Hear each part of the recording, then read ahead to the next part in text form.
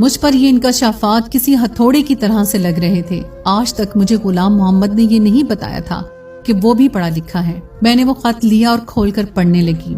ज़ारा, मैंने आज तक तुम्हें नहीं बताया कि मैं तालीम याफ्ता हूँ, क्योंकि तालीम हासिल करना हर शहरी का हक है और जरूरी भी। फिर इन बातों को सबके सामने जताया जाए कोई जरूरी तो नहीं होता। मैंने जब से होश संभाली अपनी माँ को यही कहते सुना कि वो तुम्हें अपनी बहू बनाना चाहती हैं, इसलिए मेरे दिल में तुम्हारी मोहब्बत की कौंपल बचपन से ही फूटने लगी थी। जैसे जैसे मेरी उम्र बढ़ती रही, मेरी मोहब्बत भी परवान चढ़ती रही। कब मेरी मोहब्बत एक तनावर दरख्त की तरह मेरे वजूद में अपनी जड़ें पकड़ चुकी थी, मुझे अंदाजा ही नहीं हुआ।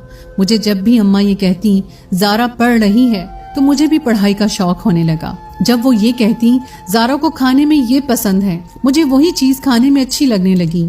मैं शायद गलती से तुमसे इश्क कर बैठा था ज़ारा, इसलिए शादी की रात तुम्हारे मुंह से सब बातें सुनकर मुझसे बर्दाश्त ही नहीं हुआ। मैंने आज तक कभी आंसू नहीं बहाए थे, रोना तो बहुत दूर की बात है। हर हालात का डट कर मुकाबला किया था, लेकिन उस दिन तो मैं टूट कर ही रह गया था।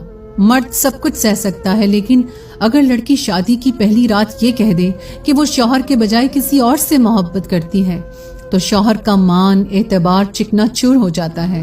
मैं भी टूट चुका था। फिर मैंने तुमसे मोहब्बत भी बहुत टूट कर की थी, इसलिए जब तुम मेरे सामने अपने आशिक से बातें करती, ऐसी बातें जिन पर शौहर होने के नाते मेरा हक था, तो मेरा दिल खून के आंसू रोता था। कब ये गम मुझे कैंसर में मुब्तला कर गया, मुझे पता न चल सका। मैंने अपनी सारी जमा पूंजी तुम्हारे नाम कर दी कि कहीं मेरे मरने के बाद तुम्हारे साथ कोई हक तलफी ना कर सके। तुम आजाद हो ज़ारा, पूरी इज्जत के साथ तुम्हें कोई भी अपना सकता है। मेरी मोहब्बत शायद मेरा मसला थी, इसलिए कब्र तक मेरे साथ जाएगी। खत पढ़ते हुए मैं ज़ारों के तार रो रही थी।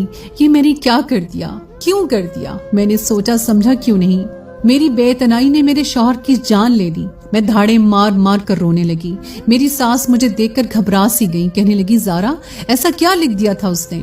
मैं क्या जवाब देती, क्या कहती कि मैंने क्या खो दिया है? मुझे अकल तब आई जब मैं खाली और तहे दामन रह गई थी। मैं रोते हुए खुद कलाम थी, काश गुलाम मोहम्मद तुम्हारी जगह मैं मर जाती। गुलाम मोहम्मद, तुमने मुझ जैसी खुदगर्ज से क्यों मोहब्बत कर ली? काश कि तुम जिंदा रहते, तुम्हारे बदले मैं मर जाती। मेरे आंसू नहीं रुक रहे थे, मैं हिज़यानी की कैफियत से गुजर रही थी। एक वफा गुलाम मोहम्मद मुझसे निभाकर मनो मट्टी तले जा चुका था, और एक मोहब्बत निभाने का मैंने अहद कर लिया था। आज मेरी उम्र 50 साल हो चुकी है और मैं अब भी गुलाम मोहम्मद की बेवा हूँ। मैंने अपने शौहर से मोहब्बत उसके मरने के बाद की थी, जो इस उम्र में पहुंचकर एक तनावर दरख्त की शक्ल इख्तियार कर चुकी है। उसकी मोहब्बत की जड़ें मुझे अंदर मजबूती से जड़ें पकड़ चुकी हैं। मैं बीमार रहने लगी हूँ। मुझे अब भी यही लगता है गुलाम मोहम्मद को मरे हुए बस चंद घंटे ही हुए हैं। अभी मैंने उसका खत पढ़कर रखा है। मेरे लिए मेरे अंदर की दुनिया थक सी गई है। मेरा जख्म आज भी हरा है।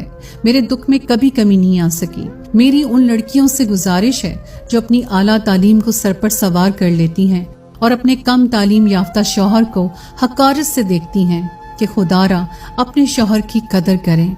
जितना मुखलिस वो आपसे है, कोई सड़क छाप आशिक नहीं हो सकता। जो शख्स आपको इज्जत से बयाने के बजाय कोर्ट मैरिज का मशवरा दे, वो आपको बेच खाएगा। काश कि ये बात मैंने पहली समझी होती, तो शायद गुलाम मोहम्मद आज भी जिंदा होता। तो दोस्तों, ये थी हमारी आज की कहानी। उम्मीद है आपको आज की कहानी पसंद आई होगी। कहानी अच्छी लगे तो उसे लाइक जरूर कीजिए।